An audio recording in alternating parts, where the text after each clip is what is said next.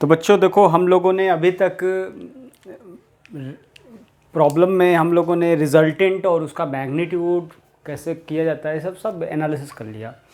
आज के लेक्चर में हम कुछ इंपॉर्टेंट पॉइंट्स बताएंगे, कुछ नोट्स लिखवाएंगे जो नोट आपको याद रखना है, मतलब लिख लिख के वो नोट जो हैं कुछ इंपॉर्टेंट पॉइंट्स याद रखने योग्य बातें।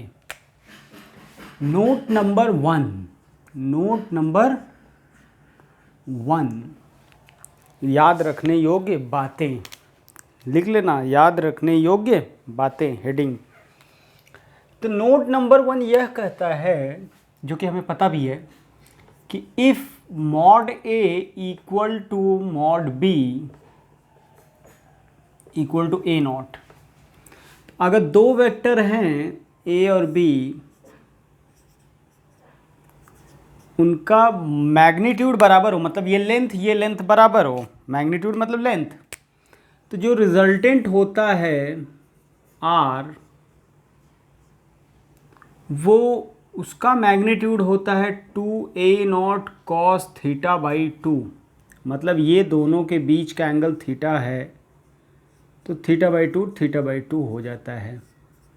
रिजल्टेंट हमेशा बीच से आता है, मतलब θ/2 कहने का मतलब दोनों के बीच से गुजरता है रिजल्टेंट।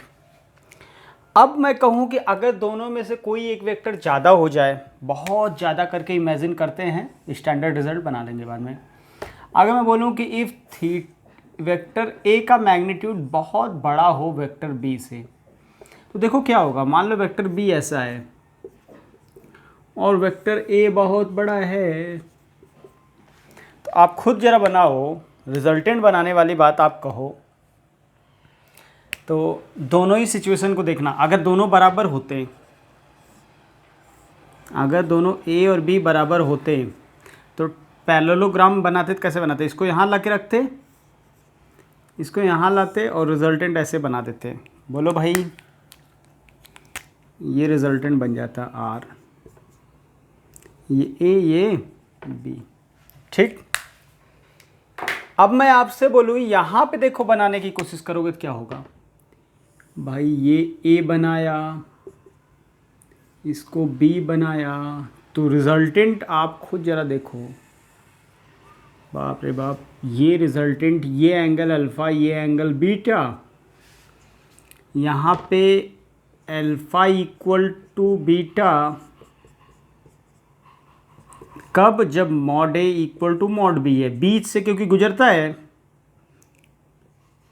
लेकिन आप देखो, खुद देखो मैग्नीट्यूड की, खुद जरा एनालिसिस करो कि जिसका मैग्नीट्यूड जितना बड़ा रिजल्टेंट उसके पास में होता है। याद रखिएगा, रिजल्ट मैग्नीट्यूड जितना, दो वेक्टर का रिजल्टेंट लिख रहे हैं, तो दोनों में से जो बड़ा मैग्नीट्यूड वाला वेक्टर होता है उसी के पास में रिजल्टेंट होता है। तो रिजल्टेंट किसके पास होगा? ए के पास, तो उससे कम एंगल होगा, तो ऑब्वियसली अल्फा छोटा होगा बीटा से। याद रखिएगा, जिसके साथ रिजल्टेंट होता है बड़ा वाला, रिजल्टेंट उसी के पास जाता है जिसका मैग्नीट्यूड बड़ा होता है, जिसका मैग्नीट्यूड बड़ा होता है, तो जिसका मैग्नीट्यूड ज़्यादा उसी के पास रिजल्टेंट पहुंचेगा। इसमें कोई कहने वाली बात ही नहीं है, ये याद रखने योग्य बातें हैं।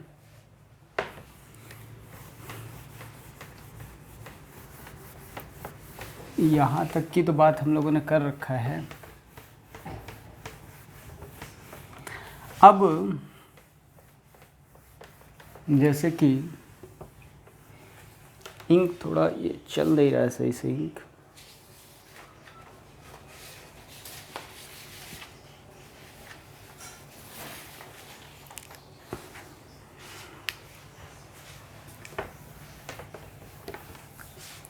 हाँ। तो एक नोट नंबर 2 जो कि महत्वपूर्ण नहीं है, ये सब नोट्स बहुत ही महत्वपूर्ण है।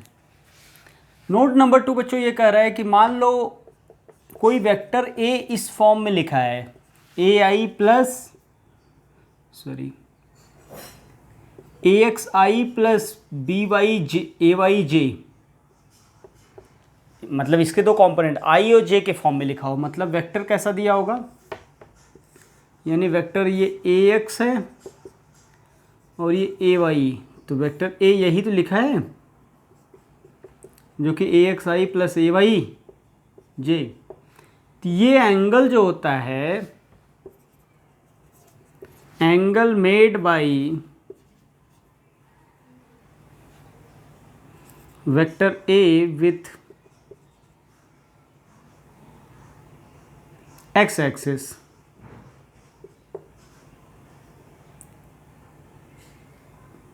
if angle made by A with x axis is theta, then tan theta क्या लिखोगे? tan theta लिखोगे ए वाई बाई ए एक्स, याद ही रखो इसको। cos थीटा क्या लिखोगे? कोसाइन अगर लिखना हो तो cos थीटा होगा बेस अपन हाइपोटेनस। हाइपोटेनस क्या होता है? मॉड ए। मॉड ए हम लोग लिखना ही जानते हैं, ए x square plus A Y square. तो cos थीटा क्या हो जाएगा? ए एक्स बेस अपॉन हाइपोटेनस। ये लिखना जान जाए हम लोग तो कोई बुराई नहीं है इसमें, ठीक ना। अगर y एक्सिस से एंगल पूछूंगा तो क्या हो जाएगा? y एक्सिस से एंगल में ए एक्स बाई ए वाई हो जाएगा। x एक्सिस के साथ एंगल लिखना होगा तो ये लिख लेंगे। याद रखना, ये हमेशा याद रखना, कभी भूलने वाली बात नहीं है। एग्जाम्पल मैं आपको करा दूं, if a equal to 3i plus 4j, find angle between a and y axis. चलो ठीक है, तो y एक्सिस के साथ एंगल हम लोग पूछ रहा है तो tan बीटा। तो इसको सोचो तो x एक्सिस के साथ कितना होता है? y by X, A Y by X. तो y एक्सिस के साथ क्या होगा? A X by A Y. जिसके साथ एंगल पूछा वो डिनोमिनेटर में रहेगा, याद रखिएगा, जिसके साथ एंगल वो डिनोमिनेटर में। tan लेते समय जिसके साथ एंगल वो वाला कंपोनेंट डिनोमिनेटर में। तो किसके साथ एंगल? y एक्सिस के साथ। तो y को डिनोमिनेटर में रखो, 3/4 tan alpha. tan beta equal to 3/4, तो बीटा इक्वल टू कितना हो जाएगा? 37 डिग्री। ये याद भी कराया गया था आप सभी को, मुझे लग रहा है ये वाली बात आपको याद भी होगा, इसमें कोई कष्ट की बात है नहीं, ठीक है। इन जनरल अगर आई जे के हो तो के के साथ भी ऐसे ही कर सकते हैं। तो तीनों के लिए कोई बहुत ज़्यादा ज़रूरी नहीं है स्पेशल केस, ये याद रखो आप दो के लिए बस। हम तीनों के लिए लेक्चर नोट्स में लिख दिए हैं रूल फॉर्मूला, याद रख सकते हैं। जैसे कि अगर आपको दिया हो vector A X I plus A Y J plus A Z के, ये वेक्टर एक्स एक्सिस के साथ कितना एंगल बनेगा, इसका एक्स एक्सिस के साथ, वाई एक्सिस के साथ, जेड एक्सिस के साथ कितना एंगल बनेगा, तो वो निकाल सकते हैं हम लोग। डायरेक्ट रिजल्ट याद रखते हैं। एंगल अल्फा मान लो एक्स एक्सिस के साथ, तो कॉस अल्फा क्या होगा? एक्स एक्सिस, तो कॉस अल्फा हो जाएगा ए एक्स अपॉन मॉड ए। वाई एक्सिस के साथ एंगल कितना होगा? तो कॉस बीटा हो जाएगा A Y by mod A. Z axis के साथ एंगल अगर बात करें तो cos gamma equal to A Z by mod A. ठीक है, इतनी बार हो गया है कि ये सब। अच्छा, इस वाले पर्टिकुलर केस को न भी ज़्यादा ध्यान दो तो चलेगा। हम दो का केस याद रखें, दो के केस में कैसे करते हैं, क्योंकि दो वाला केस जो होगा वो बड़ा इम्पॉर्टेंट है, जो ए एक्स ए वाई था। ठीक है, हम लोग आगे बढ़ते हैं। अब थोड़ा लेक्चर फास्ट करेंगे हम, क्योंकि यहाँ तक तो हम लोग अब आसानी से पढ़ते आ गए हैं, अब सिलेबस तेज चलेगा थोड़ा। नोट नंबर 3, मैं बार बार बोल रहा हूँ, बहुत ही इंपॉर्टेंट नोट्स हैं ये सब। तो बच्चों नोट नंबर 3 यह है कि अगर दो वेक्टर हैं, if A and B are two vectors with r equal to such that r equal to a plus b, तो मॉड r के बारे में हमें बताना है। तो ये मॉड r क्या होगा, कैसा होगा, इसके बारे में चर्चा करनी है कि मॉड r के बारे में बोलो। तो देखो बच्चों, हम लोग क्या क्या जानते हैं, पहले समझो ध्यान से, इसको पहले ढंग से समझ लिया जाए। मॉड आर का मतलब ए प्लस बी का लेंथ। मॉड ए का मतलब क्या होता है? मॉड ए का मतलब ज्योमेट्री का मतलब होता है length of arrow of A. Mod B का मतलब मॉड आर का मतलब ए प्लस बी का जो लेंथ बनेगा उसका। ठीक, अब जरा सोचो कि आर होता क्या है। दो वेक्टर अगर ऐसे किसी एंगल पे हों, ए और बी, इनके बीच का एंगल थीटा है, तो ये आर का फॉर्मूला क्या होता है लेंथ निकालने का? A square plus B square plus 2ab cos theta.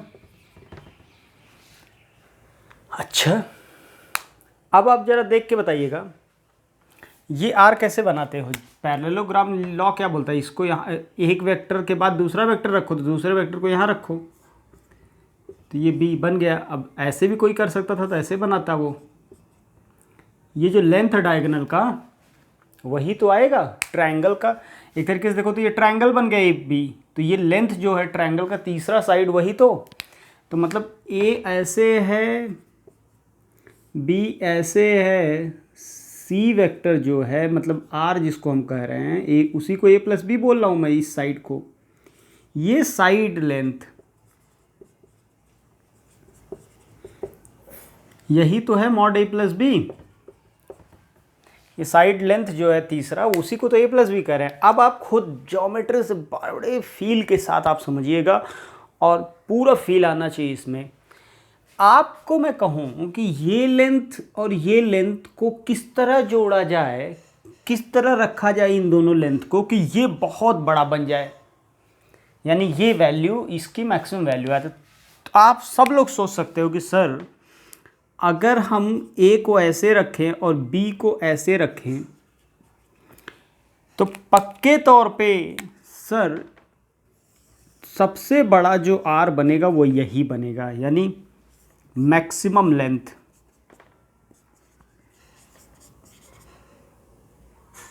मतलब मॉड ए प्लस बी ये मैक्सिमम होगा। अच्छा दिख रहा है सबको? ज्योमेट्रिकली इंटरप्रेट करके देखो तो आर मैक्सिमम तब बना जब ए और बी के बीच का एंगल देखना हो तो इसको यहां पे लाओ 0 डिग्री।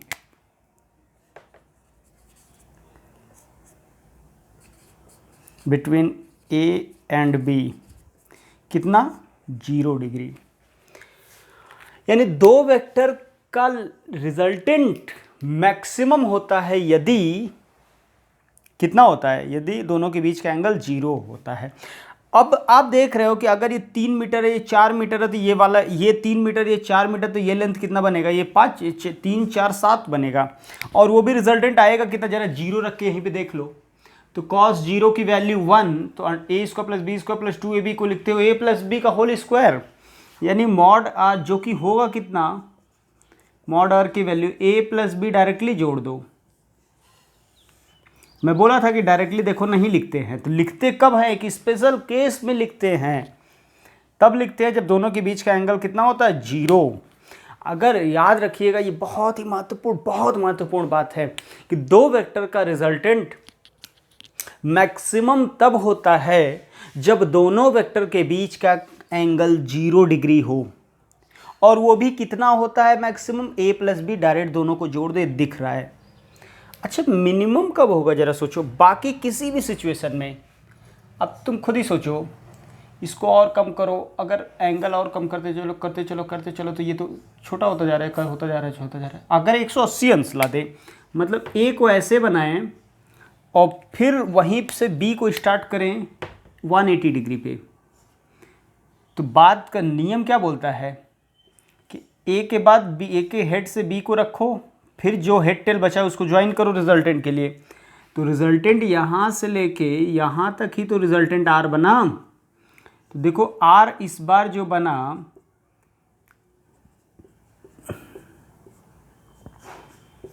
वो मिनिमम आया। मिनिमम कब आया?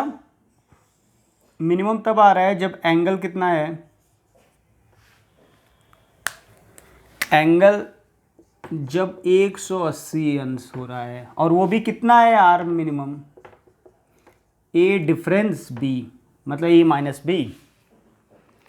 तो याद रखिए दो वेक्टर के बीच का एंगल अगर 0 डिग्री हो तो वो रिजल्टेंट मैक्सिमम होगा तब, अगर दो वेक्टर के बीच का एंगल 180 अंश हो तो उनका रिजल्टेंट का लेंथ मिनिमम होगा। यानी दो वेक्टर को अगर जोड़ा जाए, यानी बात किया जाए तो हम बात करें अगर दो वेक्टर को अगर जोड़ रहे हैं, क्या यार, दो वेक्टर को अगर जोड़ रहे हैं तो ये वैल्यू कितना होगा, मॉड ए प्लस बी। यानी मॉड ए प्लस बी कितना होता है हम लोग जानते हैं, mod A plus B sir A square plus B square plus 2ab cos theta होता है। तो ये तो थीटा पे डिपेंड करेगा सर। तो यानी सबसे बड़ी वैल्यू ए प्लस बी की कितनी होगी, ए प्लस बी होगी, और सबसे छोटी वैल्यू कितनी होगी, ए डिफरेंस बी। याद रखने योग्य बातें, ठीक है। ये एक बार में डाइजेस्ट होता नहीं, ये समझ में आता नहीं किसी को, सर क्या लिखवा दिया आपने, इनइक्वालिटी ये पढ़ा दिया, अभी गणित पढ़ाने लगते हैं आप कभी कभी फिजिक्स। ऐसा नहीं है बच्चों, इसका मतलब होता है ये क्वांटिटी जो है इससे छोटी होगी इससे बड़ी होगी सदैव।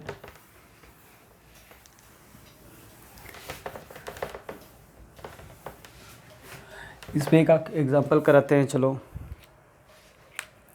एक एग्जांपल मैं बोलूँ अगर कि मान लो वेक्टर ए जो है वो 3 है, वेक्टर बी जो है वो 4 है, और angle between A and B is theta. ठीक, दो वेक्टर के बीच का एंगल कितना है, थीटा। तो जरा बताइएगा थीटा अगर थीटा को मैं रख दूं 0 डिग्री, थीटा रख दूं, theta equal to 0 degree, theta 0 होगा तो बच्चों a प्लस बी की वैल्यू कितना आएगा, तो फॉर्मूले के अनुसार हो जाएगा sir, A square plus B square plus 2ab cos theta 1 यानी a प्लस बी यानी 7 आ जाएगा, a प्लस बी का होल स्क्वायर बन गया है। इसका ज्योमेट्रिकल मीनिंग कैसे बनेगा, 3 यूनिट लेंथ 4 यूनिट लेंथ, तो ये पूरा रिजल्टेंट का लेंथ 7 यूनिट, क्योंकि 0 डिग्री है। 0 डिग्री का मतलब जिस दिशा में ये जा रहा है उसी डायरेक्शन में वो भी जाएगा। बहुत बढ़िया, अभी तक समझ में आया। अगर थीटा 90 डिग्री हो जाए बच्चों तो क्या होगा, तो सर देखो 90 डिग्री हो जाएगा तो हम लोग पढ़े तो हैं ही हैं, कोई कष्ट तो है नहीं अपने को। थीटा 90 कॉस 90 की वैल्यू कितना होता है, कॉस 90 की वैल्यू 3 का square A square plus B square, cos 90 0 plus 2ab cos 90 0 मतलब 5। तो यानी ए 3 यूनिट इधर है 4 यूनिट इधर है, ये रिजल्टेंट 5 यूनिट का बनेगा। तो पता भी है हमें, पाइथागोरस लगा के निकाल लेंगे। बहुत सुंदर समझ में आ रहा है अभी तक। तो यदि थीटा 120 डिग्री हो गया तब a प्लस बी क्या होगा, तो बहुत सुंदर बात, कॉस 120 की वैल्यू हमें पता होता है -1/2 होता है, तो -2ab, क्योंकि -1/2 है तो माइनस यहाँ लगा दे रहा हूँ मैं।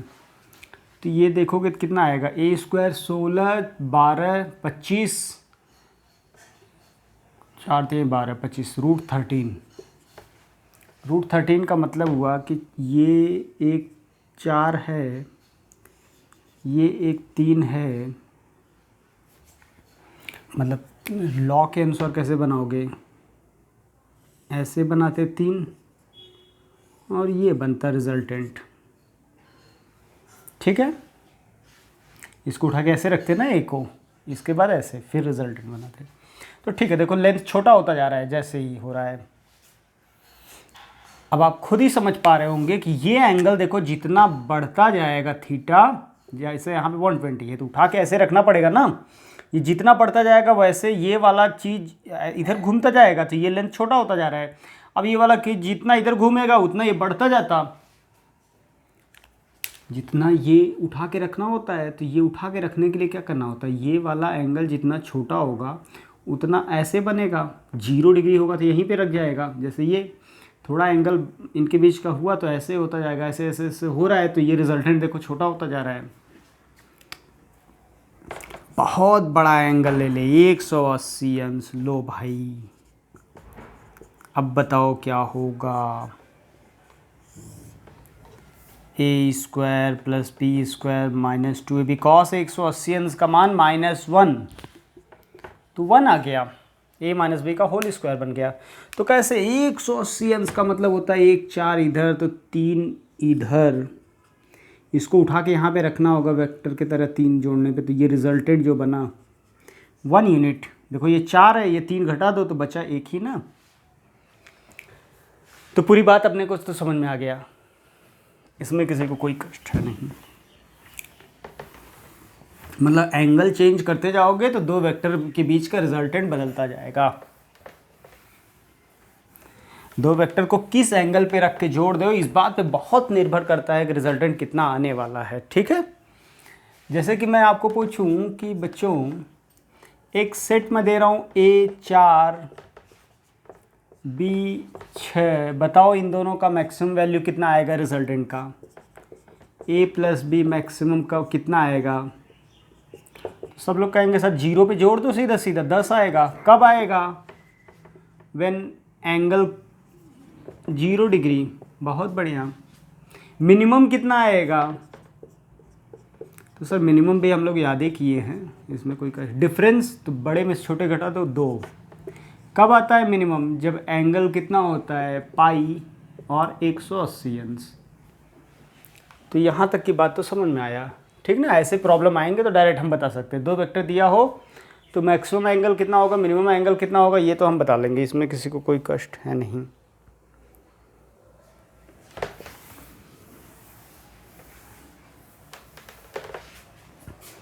अब बात करते हैं हम लोग कि बच्चों एक बात बताओ मुझे कि दो वेक्टर अभी अभी आपको बताया गया कि एक वेक्टर A है 4, एक बात जैसे सोच रहा हूँ मैं, एक वेक्टर B है जो कि ये 6। तो इन दोनों को मतलब हम इन दोनों को कितने एंगल पे जोड़ें कि रिजल्टेंट ज़्यादा से ज़्यादा आए। तो आप बताओ, तो दोनों को रिजल्टेंट सबसे बड़ा एंगल, सबसे बड़ा रिजल्टेंट तब बनेगा जब ये 4 वाला A वाला ऐसे रहे और B वाला भी उसी के डायरेक्शन में रहे, means angle between them is 0 degree. तो रिजल्टेंट सर बनता है, और उस समय रिजल्टेंट 10 यूनिट का बनता है। ठीक है सर। अब दूसरा सिचुएशन कोई भी लोगे तो इसके बीच में ही रिजल्टेंट तो 10 से छोटा ही रहेगा, और कितना कम से कम कितना रहेगा, तो 6 इधर 4 इधर, रिजल्टेंट यही बनता है 2 यूनिट का। यानी इन दो वेक्टर को अगर जोड़ेंगे तो सबसे बड़ा रिजल्टेंट आएगा 10, सबसे छोटा रिजल्टेंट आएगा 4। बहुत सुंदर, सॉरी 2, सबसे छोटा रिजल्टेंट 2। अगर मैं कहूँ कि क्या इन दोनों का रिजल्टेंट हमेशा 10 और 4 2 के बीच वेरी करेगा, वेरी करेगा। अगर मैं कहूँ कि इन दोनों के साथ मैं तीसरे वेक्टर को इस क्या जोड़ूं कि जिससे 0 हो जाए रिजल्टेंट ओवरऑल, तो बात सही कह रहे हो कि सर एक तीसरा वेक्टर अगर 10 यूनिट का रहेगा और उसको इसके अपोजिट रखोगे 10 यूनिट का, तो ये तो पूरा 0 हो जाएगा। यहाँ पे भी जो रिजल्टेंट बना है 2 यूनिट का इधर, इसी के अपोजिट कोई तीसरा वेक्टर C रख दो तो ये 0 हो सकता है। मतलब तीसरा वेक्टर ये दोनों को जोड़ने के बाद जो भी आ रहा है, तो दोनों को जोड़ने के बाद रिजल्टेंट कभी 0 नहीं आएगा। तो देखो 2 से 4 10 के बीच आएगा। यानी तीसरा वेक्टर अगर मैं जोड़ूं इसमें, तो उसका मैग्नीट्यूड 2 और 10 के बीच में अगर हुआ तब इन तीनों को जोड़ने के बाद एक पॉसिबिलिटी हो सकती है 0 आने का। मैं कह नहीं रहा हूं कि 0 होगा, क्योंकि अगर तीसरा, मान लो तीसरा 15 यूनिट का हुआ तो भाई इन दोनों को जोड़ने के बाद सबसे बड़ा 10 ही हो सकता है, और उसमें से 15 हटाना है तो 10 तो सबसे बड़ा हो सकता है, 15 कैसे घटा सकते हो? तो 0 तो कभी आएगा ही नहीं, तो कभी 0 नहीं बनेगा। लेकिन अगर कोई कहे कि चलो सर मैं बोलूँ कि C 1 यूनिट का है तब बताओ, तो मैं कहूँगा कि बात तो यह फंस जा रही है कि इन दोनों को जोड़ने के बाद सबसे छोटी वैल्यू जो आ रही है वो 2 आ रहा है। इन दोनों को जोड़ने के बाद सबसे छोटी वैल्यू 2 आ रहा है, और 2 कम C को 0 करने के लिए, इन दोनों का रिजल्टेंट 0 बनाने के लिए C की वैल्यू कम से कम 2 यूनिट तो होनी चाहिए ना। तो वो 2 यूनिट इसके अपोजिट कर देते तो 0 हो जाता, तो ये तो उससे भी कम हो गया। तो इस तीनों वेक्टर का सेट, ये तीनों वेक्टर का सेट अगर दिया हो, 3 वेक्टर का सेट दिया हो और पूछे क्या तीनों का रिजल्टेंट 0 हो सकता है, तो उसके लिए कोई भी 2 पेयर का मैक्सिमम मिनिमम लिख लिया, और उस रेंज में अगर तीसरा लाई करेगा तभी 0 हो सकता है, अदरवाइज नहीं। तो मतलब ये क्या, अगर ये 6 रहेगा चलेगा, बिल्कुल चलेगा। 2 और 10 के बीच में है, ठीक है। मैं पूछो बताओ कौन कौन सेट में लिख रहा हूँ, कौन कौन सा सेट का 0 हो सकता है। मान लो A दिया हो 4, B दिया हो 6, C दिया हो 8, तो क्या हो सकता है कि नहीं? तो मैं कहूँगा कि कोई भी 2 पेयर उठा लो, कसम मत खाओ कि इसी 2 को उठाएंगे, चाहे जिसको उठा लो। चलो इन दोनों को उठा लेते हैं। तो इन दोनों का रिजल्टेंट का मैक्सिमम वैल्यू कितना होगा? मैक्सिमम वैल्यू पहले दोनों का लिखो, तो 6 4 10। मिनिमम वैल्यू कितना होगा? तो 2। 10 और 2 के बीच ये है, तो हाँ है, बिल्कुल 0 पॉसिबल है। मतलब ये मैं नहीं कह रहा हूँ तीनों को जोड़ोगे 0 आएगा, मतलब कह रहा हूँ कि तीनों को कब 0 आ सकता है, आना और आ सकता है, ठीक है, ये तो चलेगा। अच्छा इसमें बताओ, mod A 4, mod B 2, mod C 12। अच्छा तो मैक्सिमम पहले इन दोनों को लो, मैक्सिमम बोलो कितना आया बच्चों? तो 6। मिनिमम कितना आया? तो 2। 2 और 6 के बीच ये आ रहा है क्या? नहीं आ रहा है, तो नॉट पॉसिबल, कभी 0 नहीं होगा, नेवर 0, कभी भी 0 नहीं हो सकता। बहुत सुंदर, यहाँ तक बातें अपने को समझ में आ गया, ठीक है। आगे की बात मैं कर रहा हूँ, C पार्ट। A वेक्टर मान लो दिया हो 6, B वेक्टर दिया हो 8, C वेक्टर दिया हो 3। बताओ क्या होगा, हो सकता है या नहीं हो सकता है? तो आप सोच लेंगे, और आज का लेक्चर मैं यहीं तक करता हूँ, ठीक है बच्चों। तो इसको देख लेंगे आप लोग, इन दोनों का मैक्सिमम वैल्यू कितना? 14, मिनिमम वैल्यू 2, तो 2 और 14 के बीच है, हाँ है, तो 0 हो सकता है, ठीक है। आगे ट्राई